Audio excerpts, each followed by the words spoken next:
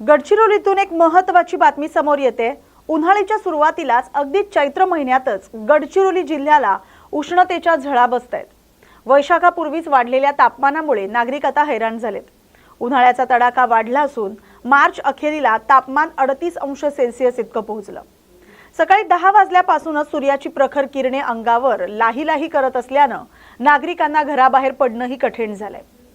April सुरू होण्यापूर्वीच उन्हाचा हा रुद्रावतार पाहून आगामी मे आणि जून महिन्यात तापमान किती वाढणार या चिंतेनं नागरिकांना आतापासूनच धडकी भरली आहे। विदर्भातील उष्णतेचा पारा आता हळूहळू चढू लागलाय आणि गडचिरोली जिल्ह्यातही उन्हाच्या तीव्र झळा जाणवू लागल्यात। मार्च महिना संपायला एक दिवस शिल्लक असतानाही आता निसर्गाच्या लहरीपणाचा फटका नागरिकांना बसतोय। सध्या जिल्ह्याचं तापमान हे 37 ते 38 अंश सेल्सिअसच्या आसपास पोहोचलंय। सकाळी 10 वाजल्यापासून सूर्याची प्रखर किरणे अंगावर लाही करत आहेत। उन्हाळ्याची ही केवळ सुरुवात असली तरी सकाळी 10 वाजल्यापासूनच कडक उन्हाची चाहूल लागते। त्यामुळे कामासाठी बाहेर पडणाऱ्या नागरिकांना मोठा त्रास सहन करावा लागतोय। आता एप्रिल महिना सुरू होणार असून त्या पाठोपाठ मे आणि जूनचे कडक ऊन अंगावर येणार आहेत। त्यामुळे नागरिकांमध्ये आतापासूनच भीती निर्माण झाली आहे। आगामी एप्रिल, मे आणि जून या 3 महिन्यात जिल्ह्याचं तापमान नेमकं किती अंशापर्यंत जाईल यावर ठिकठिकाणी चर्चा रंगताना दिसते। हवामान खात्याच्या अंदाजानुसार यावर्षी तापमानात मोठी वाढ होण्याची शक्यता आहे आणि चिंतेची बाब ठरते ही। वाढत्या उष्णतेमुळे दुपारी 12 ते 4 या वेळेत रस्त्यावरील वर्दळ कमी होऊ लागले। उन्हाचे चटके टाळण्यासाठी नागरिक आता छत्री, टोपी आणि रुमालाचा आधार घेत आहेत। तसंच शीतपेय, उसाचा रस आणि रसवंतीगृहांवर गर्दी होताना दिसते।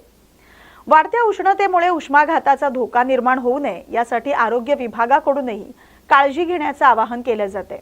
एकंदरीतच मार्च मध्येच तापमानाने 30 ओलांडल्यामुळे आगामी उन्हाळा अधिक तापदायक ठरणार असल्याचे चित्र सध्या गडचिरोलीत पाहायला मिळते।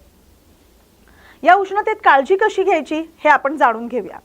उन्हाळ्यात उष्णतेमुळे शरीरातील पाण्याचे प्रमाण कमी होणं, उष्माघात आणि त्वचेच्या समस्या जाणवू लागतात। त्यामुळे दिवसातून किमान 3 ते 4 लिटर पाणी प्यावं। शरीरातील पाण्याचे प्रमाण टिकवून ठेवण्यासाठी ताक, लिंबू सरबत, नारळ पाणी आणि पन्ह यांसारख्या पेयांचा वापर करावा। हलका आणि पचायला सोपा आहार घ्यावा। उष्णता वाढवणारे तिखट, मसालेदार, तळलेले पदार्थ टाळावेत आणि आहारात काकडी, टरबूज, खरबूज यांसारख्या पाणीदार फळांचा समावेश करावा। बाहेर जाताना पांढऱ्या किंवा फिकट रंगाचे सुती कपडे वापरावेत। काळे किंवा गडद रंगाचे कपडे उष्णता जास्त शोषतात, त्यामुळे ते टाळावेत आणि दुपारच्या वेळी म्हणजे सकाळी 11 ते दुपारी 4 वाजेपर्यंत शक्यतो बाहेर पडणं टाळावं आणि बाहेर जाताना डोक्याला रुमाल किंवा स्कार्फ बांधा आणि छत्रीचा वापर करावा। उन्हामुळे त्वचा काळवंडू नये म्हणून बाहेर पडण्यापूर्वी सनस्क्रीन लावावी। तसंच डोळ्यांच्या संरक्षणासाठी सनग्लासेस वापरावे। 5 वर्षाखालील मुलं आणि 60 वर्षांवरील व्यक्तींना उष्णतेचा त्रास लवकर होतो, त्यामुळे त्यांना हायड्रेटेड ठेवण्यासाठी विशेष लक्ष द्यावं। फ्रीजमधील अतिशय थंड पाणी पिण्यापेक्षा मातीच्या माठातील पाणी पिणं आरोग्यासाठी उत्तम असतं। चहा आणि कॉफीचं प्रमाण हे कमी ठेवावं असंही आरोग्य क्षेत्रातील तज्ज्ञांनी सांगितलंय।